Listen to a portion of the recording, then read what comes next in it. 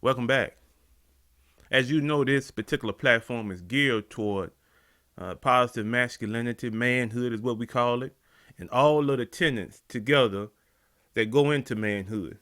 And I'm happy to say that I found another video segment that really highlights what manhood looks like.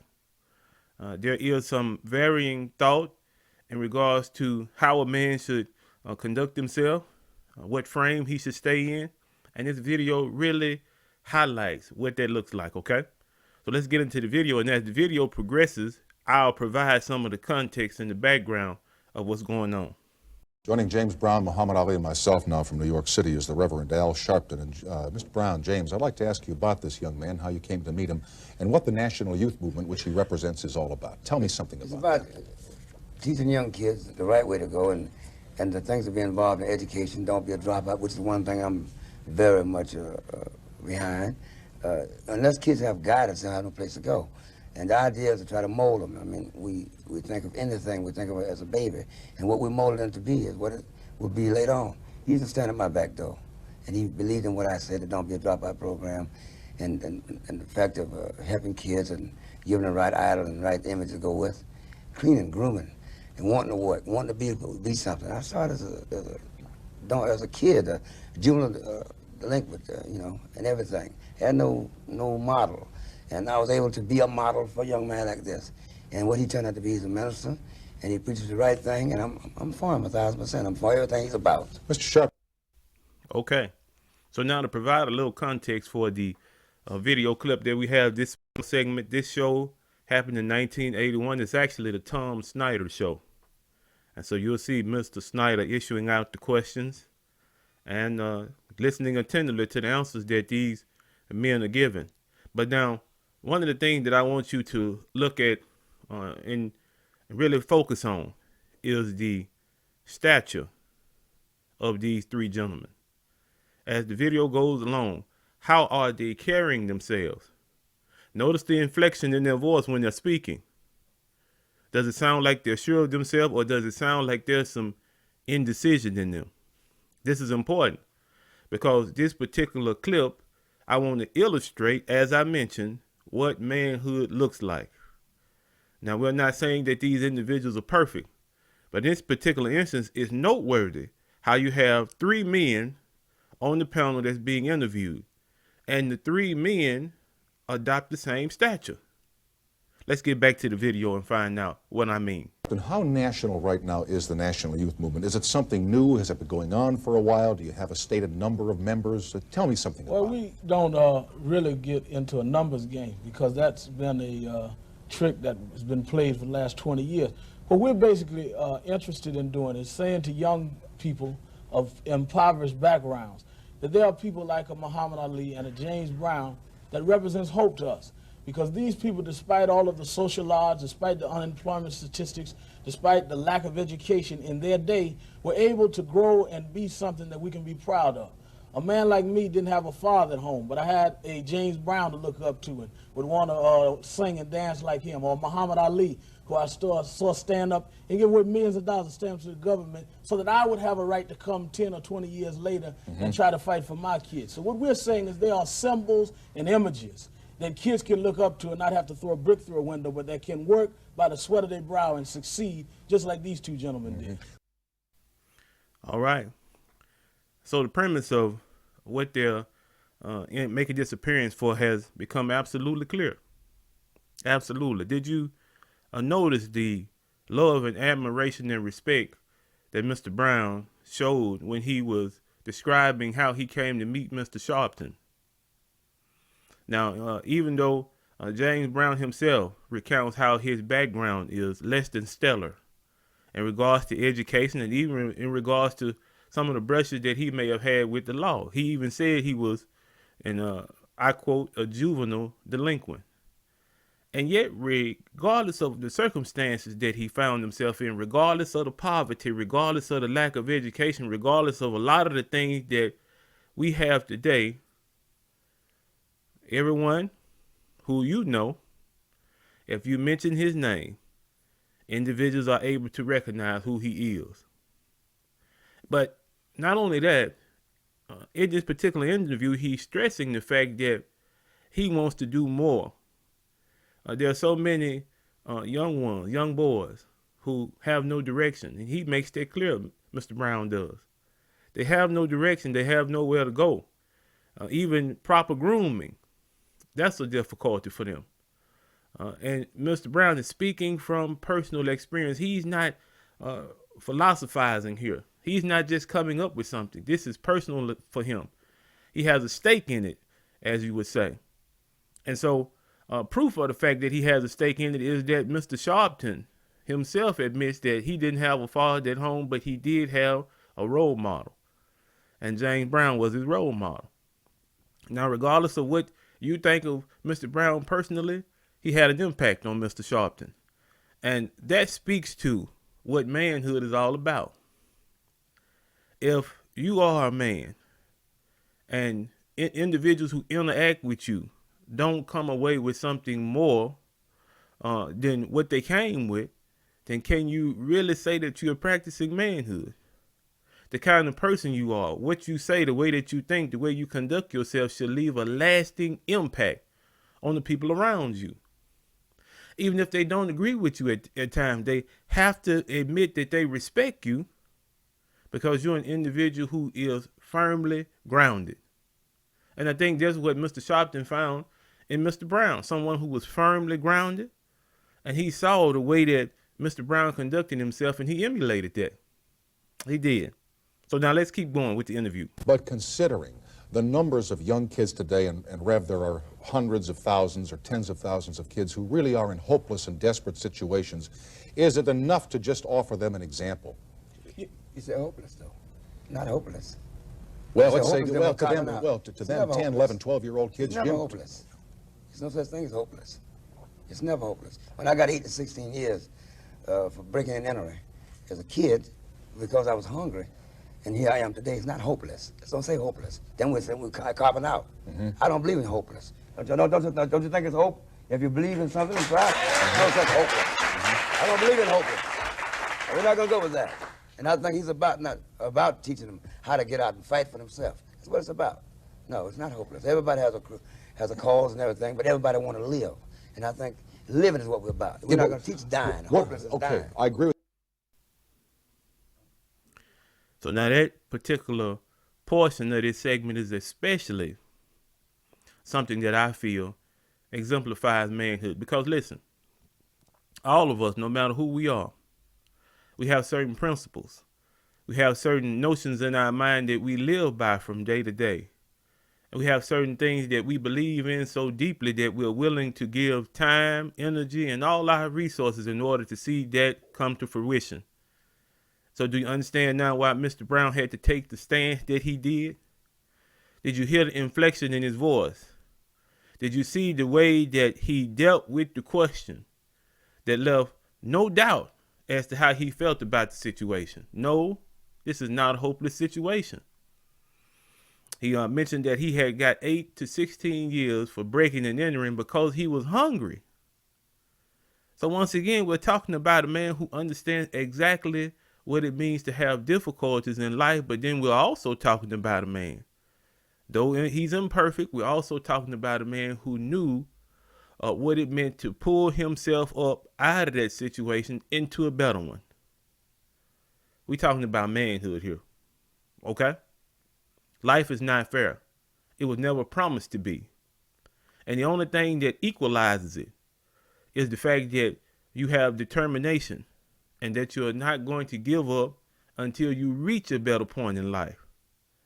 That's where the equalizing comes in at. The more energy you put into making sure that your life is better than it was 5, 10, 20 years ago, then you'll see that the end result become better and better as time goes along. That's the only thing that Mr. Brown is illustrating. So it's not hopeless. If you're willing to put in the time and the effort to do better, if you're willing to put in the time and the effort to change yourself and the things around you, then it's never a hopeless situation. Let's keep going. 100%, James. What I'm trying to ask here is simply saying you too can be a James Brown or a Muhammad Ali. Is that enough to give a kid who's hungry, who doesn't know where his next meal is coming? I'll say that. give them somewhere to go. I think it's awful weak to tell a kid, you can be a James Brown, one of the greatest entertainers in the world, and me, one of the greatest fighters. And like you said, the hundreds of thousands of millions of kids that need a break. You can't have that many great people. But they can get educated, they can go to school, they can learn. I'd like to say one thing. We have crime today, it's a big problem. I think they took a national vote on what the people want the government to spend most of the money on, and crime was over national defense. Worrying about Russia, China, outside enemies, they're worrying about inside crime. We have crime today, all type, prostitution, murder, exploitation, degradation, and wars of all kinds. And I'm gonna tell you why everything's happening. And I think if you're intelligent, you agree with it. If we were riding an airplane and the two pilots died for some reason, is there anybody in this room that can go in the cockpit, pick up the radio, start working it, bring the plane in, depressurize it as it land, and make it, and late at night on a stormy day? You couldn't do it. Right. Well, but if you learn how to fly, or if they show you how to fly, you can. Since God made the world and God made us, He sent the Bible, the Torah, the Quran, sent Moses, Jesus, Noah, to show us how to run the world. And God left His laws. If we don't follow His laws, then we crash. Let me say this. Salute to the champ. Another sterling example of positive masculinity. Throughout the dialogue that the champ just had, do you see within the champ any indecision? Do you see that he's fumbling for words? Do you see that he doesn't know what he's talking about? Absolutely not. Because the things that he exemplifies, he stands in them. Those are principles that he lives by. It's not just something he's talking about. It's not. It's more important to him than that. And then if you think about what he's saying, it's logical. It's logical. And that's where he's coming from. He's coming from logic. This is not something that is maybe perhaps detracting from the point that Mr. Brown is making. That's not the point of it. But what he's saying is, okay, all right. Even though we say that it's virtually impossible for all of the hundreds of thousands of young boys out there to attain the stature that they attain, to be a heavyweight champ, to be a recording artist with so many hits. That's not what Mr. Muhammad is saying. What the champ is saying is that this very same energy, the very same determination, the very same thought process that they employ to get to where they are is the same thought process as individuals who are becoming successful in other fields. And that's the thought process that individuals need to employ. They need to look at things logically and do the work. As Mr.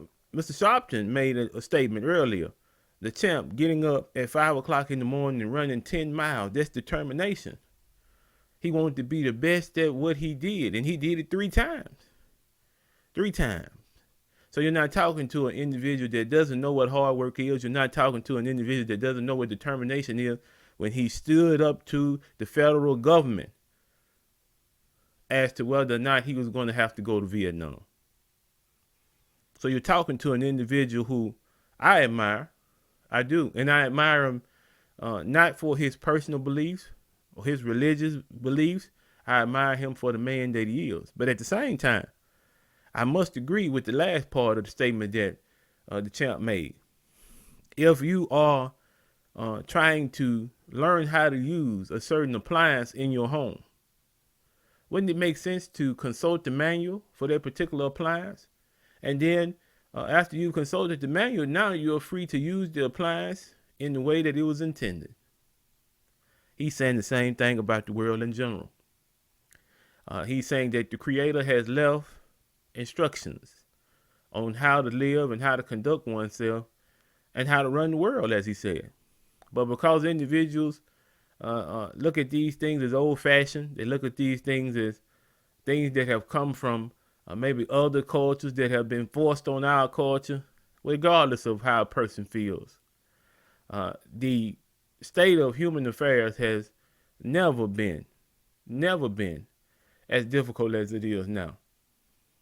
And so it gets an individual to thinking the champ might have a point. Let's get back to it. So, Mr. Snyder, in response to your question to Mr. Brown, Mr. Ali, yes, it is enough to begin with showing them an example. Because before you get to education, you need motivation. If you don't have motivation to get out of the bed, you won't make school or the party. And what we try to do by showing a James Brown or Muhammad Ali is not that you can be a great champion maybe like Ali or a great entertainer like James Brown, but if you use the same initiative that they did to make him get up 5 in the morning and run 10 miles and just have a dream and to come back 3 times and accomplish that dream, to have more hits than anybody in the world, even when the music world wouldn't give him credit for it in terms of a James Brown. If you had that initiative to keep working at whatever it is that you're going to do, you can succeed. And what we're saying to them is you may not reach the plateau of public prominence of them, but if you can reach the personal discipline and personal motivation of them, you can reach a plateau in your life. Because it's not about looking for a government handout, it's about looking for a way out, as James Brown said. All right, and then how... So there again, Mr. Sharpton is elaborating on the point that the champ made. The same motivation and what? What did Mr. Sharpton say? Discipline. And you know that's what we're about. That's part of the ad mentality. Discipline. The ability to look at things and successfully see where you are in life. And then to put in place safeguards, preventative measures, where you'll only go so far. You're restraining yourself. Or there are things that you have to do that you will not allow a day to pass by until you have successfully completed these things. Discipline, the ability to lead yourself in situations that other individuals would choose to just allow things to happen as they might. You are more focused. You're more intentional about the things that you do. This is what this panel is talking about. The discipline that's necessary to be successful.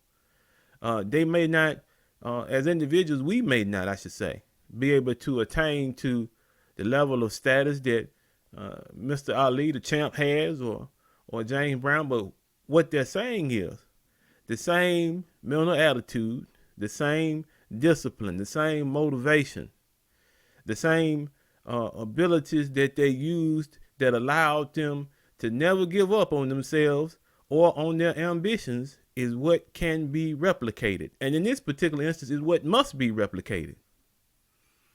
As far as young boys are concerned, especially with the young boys in our community, as far as all of the metrics that are concerned, those metrics that predict a positive and a very centered lifestyle in the future, on most of those metrics, we come in dead last.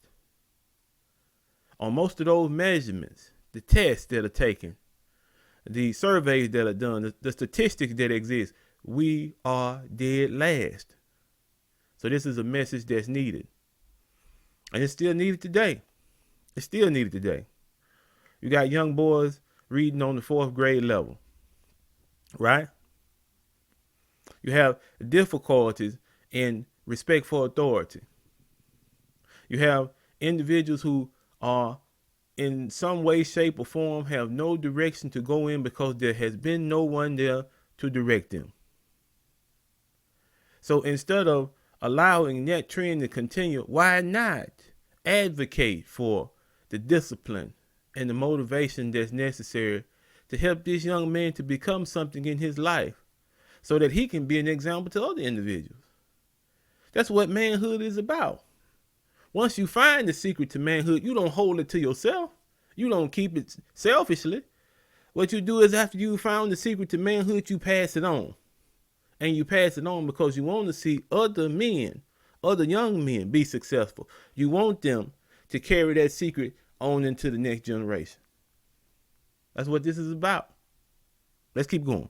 receptive are the young people that you tell this to? Very receptive. Really? Very receptive. Very receptive. I think that people have misunderstood that most people of impoverished and depressed areas are not looking for the government to give them something. They just want a chance. I remember when I was a little boy, James Brown used to sing, I don't want nobody to give me nothing, just open the door, I'll get it myself. Well, that's all people want now is a chance. Let me get a piece of the action. Let me get a piece of the pie. Let me stand up on my own. All right. At one Man point, should have the major corporations, the government, should get behind him and push the programs that he's about. except maybe if he does it himself and gets grassroots support, it's better than having the government stick their nose in because they have a way We're sometimes. not talking about No. control. Yeah. We're not Funding. talking about control. We're talking about a way of start. You know, they have to start. If they fund crisis and fund all these different other things, they can fund a small man to get started. Then the private sector will join in. But let them help too. It should be. Last thing. Somewhere along the line here tonight, we used a graphic saying long, hot summer. Are you in any way, I'm certain you're not predicting a long, hot summer. You're not predicting urban strife. You're not predicting disorder, anything like that. Well, what I'm saying is, you know, at home you have an oven. There are flames on top of the oven, and then there's heat in the oven. We always discuss whether there'll be a flame on the top, and don't discuss it. It's already 600 degrees inside. I'm not concerned as much about a long, hot summer because it's been a long, hot winter. Yeah. People are unemployed. Okay. People are unemployed. People are getting their homes ripped off.